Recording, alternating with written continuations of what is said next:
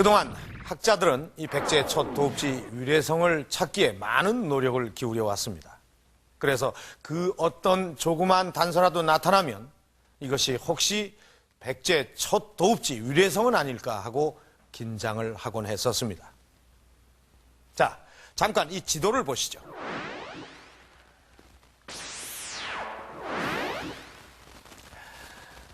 자, 지금 이곳이 충남의 직산입니다.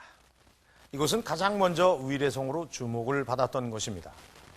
삼국유사에 보면 백제의 도읍에 관해 기록을 하면서 위례성의 도읍하니 지금의 직산이다 라는 기록이 있기 때문입니다. 실제 지금 이곳에 가면 위례산이라는 산이 있고 또 산 정상에는 이 성이 있습니다. 그런데 이 산 정상부라는 지형이 한 나라의 도읍지라고 보기에는 어렵고 또 이곳에서 이 발굴된 유적들도 훨씬 후대의 것으로 밝혀졌습니다. 그 다음은 이 경기도 하남시 춘궁리 일대입니다. 이것도 위례성으로 주목을 받은 곳인데 이곳에서는 이 팔각의 건물지나 또 많은 이 유물들이 발굴이 됐습니다만은 이것들도 이 초기 백제보다는 후대인 신라나 고려의 것으로 밝혀져서 관심권에서 멀어졌습니다. 그 다음 요즘 발굴이 진행되고 있는 이 풍납토성과 700m 거리를 두고 있는 이 몽천토성입니다. 이 몽천토성은 80년 올림픽공원 건설을 앞두고 이 발굴한 결과 이 금동제 혁띠 장식과 또 많은 이 백제 유물이 발굴이 됐습니다. 그래서 현재까지의 결과로는 이 몽천토성이 삼국사기의 위례성일 가능성이 가장 높다는 의견이 학계에서 지배적이었습니다. 그런데 이 몽천토성에서도 이 결정적인 증거가 나오지 않았고 또 이 발굴된 이 유물의 숫자나 그 질이 왕궁의 것이라고 보기에는 빈약해서 이 한편에서는 회의론도 있었습니다. 이렇게 백제 이 초기 도읍지 위례성에 관한 논란이 많은 가운데 풍납토성이 주목을 받기 시작한 것은 지난 97년도부터였습니다. 지난 97년 현재 발굴 현장에서 200m 남짓 떨어진 곳에서 아파트 건설을 위한 터파기 공사가 이루어지고 있었다. 그 현장에서 나뒹굴고 있는 백제 유물들을 처음 발견한 사람은 이형구 교수였다.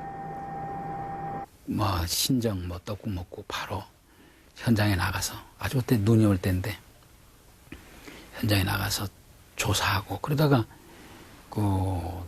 어느 건설회사가 그 성 안에서 그 터다 끼우는 걸 아파트 터다 끼우는 걸 봤어요. 그래서 거기 그 간신히 그 내부에 들어갈 수 있어서 그 지하를 확인해 보니까 지하 한 5m에서 많은 그 백제 그 토기가 깨지고 또 숯이 나오고 그래서 깜짝 놀래가지고 제가 그걸 국립문화재연구소에 이런 사실을 보고하고 그럼으로써 이제 발굴이 되고 이 신고로 공사는 중단됐다. 그리고 문화재연구소가 발굴에 들어갔다. 막상 발굴에 들어가자 현장의 상태는 관계자들도 놀랄 정도였다. 그동안 좀채 발굴되지 않던 백제 초기의 유물들이 여기저기서 모습을 드러낸 것이다. 발굴은 10개월간이나 계속됐다. 이 발굴에서 불에 타 고스란히 남은 집자리를 비롯해 모두 19개의 백제 초기 집자리가 확인이 됐다. 무엇보다 학계의 관심을 끈 것은 기와였다. 문양으로 보아 상당히 백제 초기의 것으로 보여지는 기와들이 출토가 된 것이다. 이 기와들은 대체적으로 보면은 우리가 그 불교가 들어왔을 때 보면은 대연화문인데요.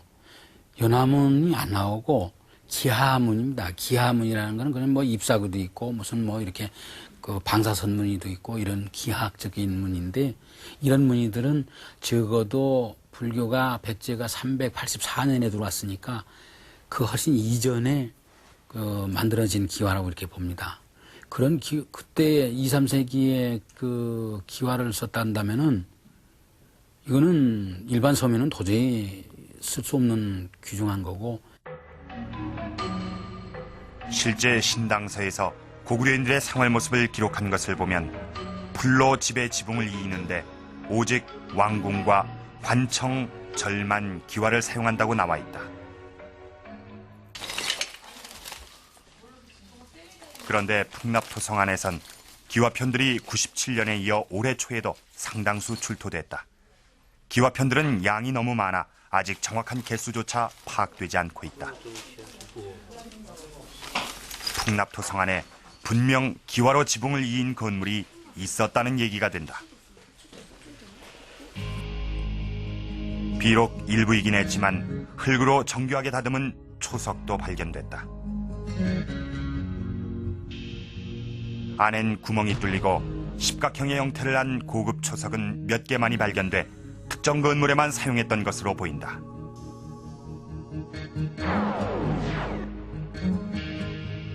지금 처음 나온 겁니다. 그래서 이게 이제 이러한 그 초석에 각이 지는 초석들은 이제 고구려나 이런 데 보면은 이제 원형으로 된 팔각 초석이라든지 또는 이제 각이 지는 그런 초석들은 돌로 된 것은 있습니다만은 흙으로 빚어가지고 또 가운데에는 그 기둥이 들어갈 수 있도록 이렇게 그 처리를 하는 거는 처음 나오는 겁니다. 그래서 이외에도 풍납토성 내에선 급수관으로 추정되는 유물 등 다양한 유물들이 출토됐다. 그 중에서도 특히 전돌은 일반 주거지에 사용했다고는 보기 힘든 고급스런 것이다.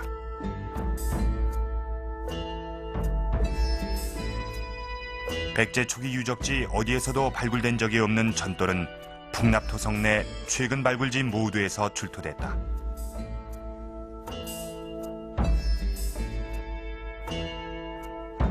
비록 깨진 상태지만 다양한 형태의 전돌들이 풍납토성 전 지역에서 나온 것이다.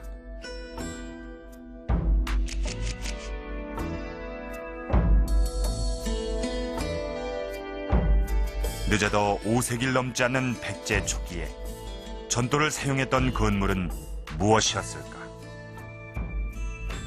풍납토성 내에서 출토되는 기와와 벽돌의 존재는 당시에 왕궁이라든지 사원이라든지 관부에 걸맞는 건물이 그 내부에 있었다는 것을 말해주는 직접적인 증거가 될 수 있다고 말할 수 있습니다.